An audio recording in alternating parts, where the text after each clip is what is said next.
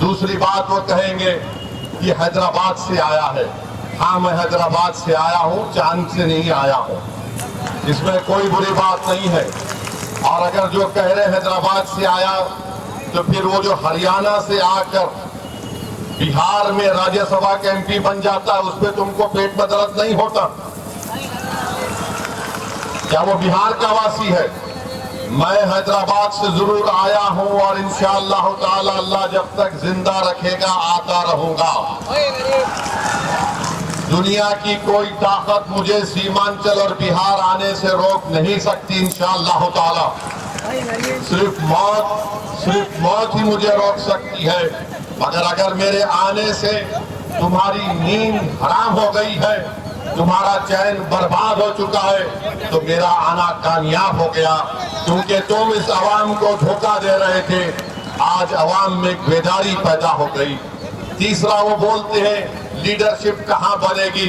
میرے بھائی, جب کسان زمین میں بیج بوتا ہے تو آسمان کی طرف دیکھ کر دعا کرتا ہے کہ رب کائنات, میں تیری اس بنائی ہوئی زمین پر اس بیج کو بو رہا ہوں, تو کرم فرما دے تاکہ اس بیج سے ایک فصل پیدا ہو جائے. یہی دعا اسد الدین اویسی 2015 سے کر رہا, زندگی بھر کرتا رہے گا. اس کی سرکار رہی, اس کے بعد راجد کی سرکار 15 سال رہی, اب نتیش کمار کو 20 سال 21 سال ہو چکے. بتائیے آپ کی آواز کہاں پر ہے؟ آپ کی آواز کہیں پر نہیں ہوئے, آپ کی آواز کو اٹھنے نہیں دیا جاتا. اسی لیے آج اگر اویسی سے دشمنی ہے تو ان کو دشمنی صرف اس بات سے ہے کہ کون ہے یہ شخص جو ان کو بیدار کر رہا ہے اور ان کے حق کو منوانے کے لیے ان کو نیتا بنانے کی بات کر رہا ہے.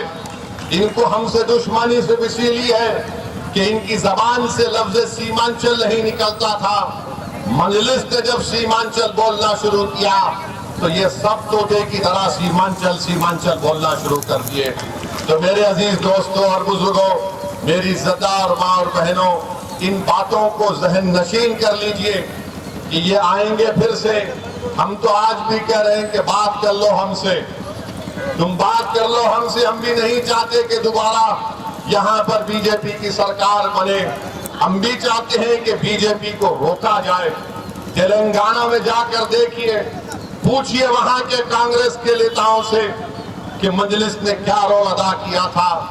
میرے عزیز دوستوں اور بزرگوں, بی جے پی آج اس ملک میں سب سے زیادہ اگر کسی کو نشانہ بنا رہی ہے تو سیکولرزم کو ختم کرنا چاہتی ہے. بی جے پی سنویدھان کو کمزور کرنا چاہتی ہے. کسی کے گھر پر اگر بلڈوزر چلتا ہے تو میرے گھر پر چلتا ہے. میرے نام نہاد ہمدردوں کے گھر پر بلڈوزر نہیں چلتا. اگر کسی بچے کو آئی لو محمد کا پوسٹر اٹھاتا ہے تو اس کا پوسٹر چھین لیا جاتا ہے. اگر ان کے نیتاؤں کا نام لکھ کر آئی لو لکھ دیا جائے تو کوئی ان پر کچھ نہیں کہتا. کسی کے مدرسے کو اگر برباد کیا جا رہا ہے تو میرے مدرسے کو برباد کیا جا رہا ہے. میرے ہمنوا یا مجھ سے زبانی محبت کرنے والوں کو کوئی تکلیف نہیں ہوتی. یاد رکھیے, وقف کا قانون جو بی جے پی نے بنایا, دنیا نے دیکھا کہ اسد الدین اویسی نے آپ کی طرف سے, مجلس کی طرف سے کھڑے ہو کر اس قانون کی دھجیاں اڑائیں. اس قانون کو بنانے کا مقصد ایک ہی ہے کہ بھارت کے مسلمانوں کی وقف کی جائیداد کو ختم کر کے رکھ دیا جائے. اس قانون کو بنانے کا مقصد ایک ہی ہے کہ ہمارے وقف بورڈ میں غیر مسلم حضرات کو ممبر بنا کر ہماری جائیدادوں کو ڈائریکٹ مینجمنٹ میں لے کر اس کو ختم کر کے رکھ دیا جائے. بزرگوں, ہم آپ سے ایک ہی اپیل کر رہے ہیں کہ مجلس آپ کی جماعت ہے, مجلس پارٹی کو آپ کامیاب کریے. یہ کشن گنج میں وارڈ 31, وارڈ 32 اور وارڈ 33 میں جب کبھی بھی بارش ہوتی, یہاں پر ان تینوں وارڈوں میں بارش آ جاتی ہے, گھر میں پانی آ جاتا ہے. یہاں پر 1-2 کلومیٹر کی روڈ کا کام بھی ہونا باقی ہے.